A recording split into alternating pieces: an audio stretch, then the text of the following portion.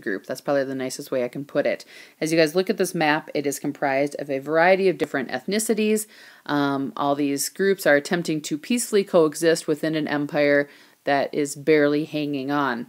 Of course, we know that this will eventually lead to mass chaos as we get into World War I. However, in the 1830s and up until 1848, you will start to see hiccups within this control. The Austrian Empire was very conservative, particularly its monarchy, which at this time was led by Ferdinand I. Ferdinand I, by the way, was actually a king who suffered from a variety of mental issues and also from epilepsy, which undoubtedly the epilepsy took its toll on his ruling. It was said that at times he actually had up to 20 seizures a day. His mental capacity was greatly diminished by the fact that he had parents who were, in fact, double second cousins in the Habsburg line, while by the time you get into 1800s, 1800s has had so much intermarriage that you are starting to get children with birth defects, and Ferdinand I was certainly, unfortunately, one of those children. He actually will only rule up until 1848, and at that point, he will essentially abdicate and kind of live out the rest of his days in the palace. So Austria doesn't have a very strong leadership from the top, but certainly has some conservative forces within the government. The empire itself is culturally and racially heterogeneous, as you see from the map. It has a social reliance on the ideas of serfdom, which unfortunately masses of people were essentially doomed to have a life without hope, without getting out of this serfdom situation. There's a very high level of corruption and inefficiency within the government and just the empire in general. And they're constantly trying to compete with a Prussia that is becoming more and more powerful. Therefore, it seems that the empire is ready for some type of revolutionary change. It is not surprising that you have Austrian students beginning to form militia groups as we get up to 1848. Certainly revolutions by design tend to have radical elements come from the younger classes, and this will not be any different in Austria. In Vienna of 1848, you have what's known as the Liberal Revolution, which basically is, I guess you could say, one of the diseases that is spread from France getting a cold with their revolution in February. These liberal reforms and revolutions are starting to spread out throughout Europe at this point. In March, you have rioting breaking out in Vienna. The empire essentially collapses at this point. Metternich flees. The Constituent Assembly is done. The idea of serfdom is abolished.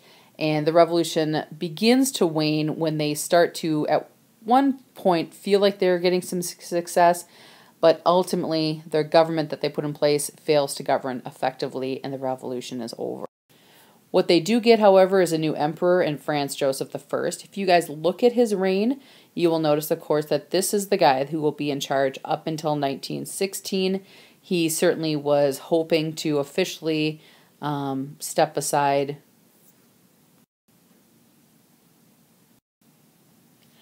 The Austrian Empire will now be led by Franz Joseph I, coming in 1848, and he will be the guy that will lead them up until just before World War I. His heir apparent was supposed to be Franz Ferdinand, of course, who will be assassinated. He tends to be more conservative in nature and really begins to bring some type of balance back to the empire and essentially helps it hang on until the First World War, when basically it's all said and done. It's not to say, however, that everything will be easy for Franz Joseph. One of the first things he'll have to deal with when coming into office is the Hungarian Revolution, which really pushes for the establishment of a more independent and stabilized Hungary outside of the empire's control. This revolution is led by Lajos Kossuth, who was a Hungarian revolutionary leader. In March, new laws that are put into place actually provide for Hungarian independence. Unfortunately, the Austrians do not agree with this and they invade, but the Hungarian armies were able to actually push the forces back to the point of being within sight of Vienna. You do have, of course, even within this layer of revolution, different ethnic groups attempting to get a stronghold. So you have Slavic minorities resisting this Magyar invasion, and this kind of goes back and forth, and eventually the Hungarian army withdraws from Vienna and pushes back to kind of its original population concentration. The Austrian and Russian armies come in and defeat the Hungarian army. And unfortunately for the Hungarians, while it seems that they came very close to independence, they will not have official autonomy until 1866. Russia, meanwhile, is all too excited to come to Austria's aid, and Tsar Nicholas I raises an army of 400,000 to basically come in and help Franz Joseph, and with those Russian forces, they're able to put down 140,000 Hungarian in the revolt. So maybe if Russia hadn't gotten involved, Hungary would have had a chance, but they certainly didn't have much of one against a very strong Russian military. By 1848, you are continuing to get a strong push for a more organized official German state. There's kind of references to this area being called, by 1848, Germania. And so you start to get more and more people from this region referring to themselves as German, even though they might be Bavarian or Prussian, or from a multitude of different principalities. The Prussian leader at this time, Frederick William IV, was known for having a bit of a temper, and he was a little bit of a cuckoo bird.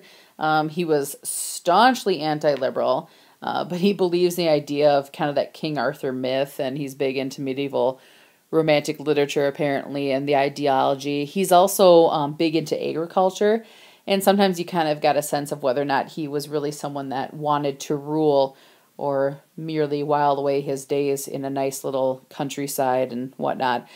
He does rely on that strong Junker support rather with the Prussian nobility. And ultimately, if you were to view Prussia at the time in the mid-1800s, what you would get is a rather efficient system that has a good economy and a strong military. So for the most part, they're poised to be a pretty stable group in the eastern part of Europe. The biggest issue that Prussia is going to face is what to do with these neighboring Germanic states. And the idea of full unification between Prussia and all these Germanic states really hasn't come into play yet.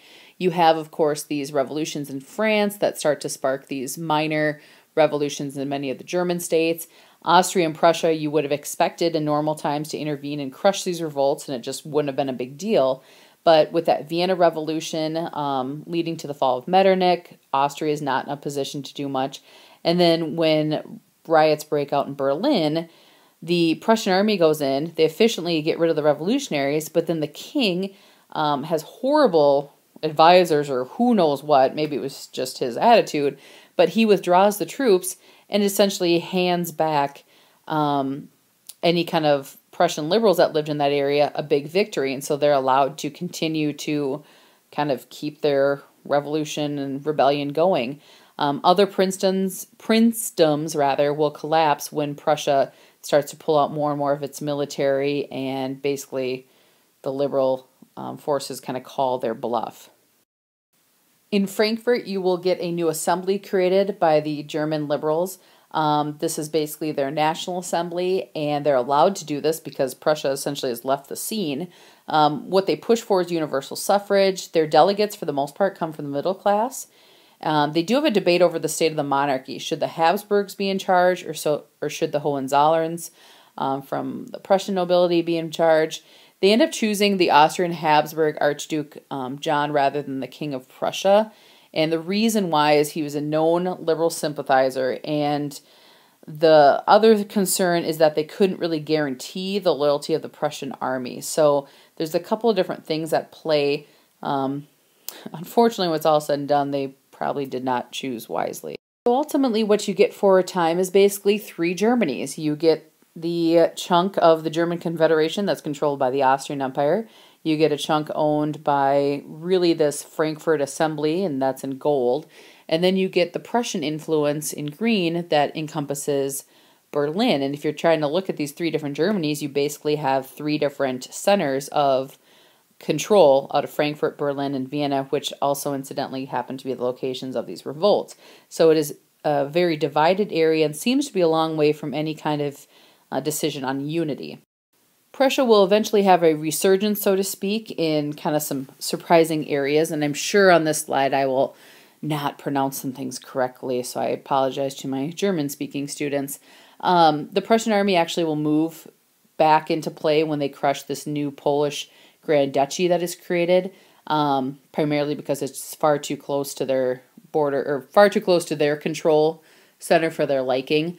Their parliament also disagrees with the Frankfurt parliament, and as a result of that, the Russian army invades this location, as you guys can see up in the map here, which is by Denmark, in case you can't quite read all the German.